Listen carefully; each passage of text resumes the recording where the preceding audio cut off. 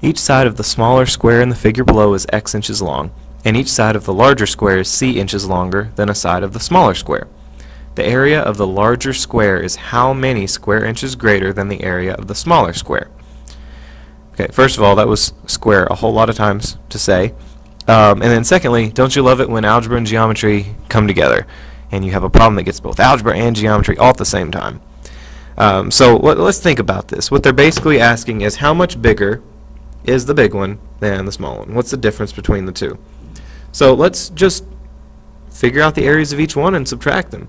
So what is the area of the big square? Well, area would be base times height, which in this case would be x plus c for the base, because you add this amount to this amount. So x plus c is the base, and x plus c is also the height.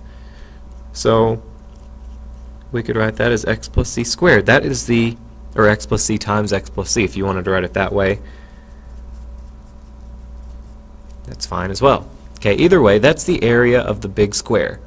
Now, we want to know the area of the larger square is how many square inches greater than the area of the small square. Well, let's take the total area and let's just subtract the smaller square. Now, it's actually pretty easy. The area of the small square is just base x times height x times x is x squared. Okay, so we've got x plus c squared, or x plus c times x plus c, minus x squared.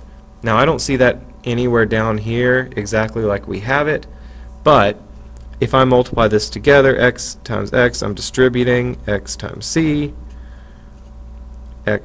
again, and c times c, and then I subtract the x squared. I can x squared minus x squared, those are like terms. I can combine them. I can combine these two like terms here, and that gives me something that I can find, 2xc plus c squared. That's E.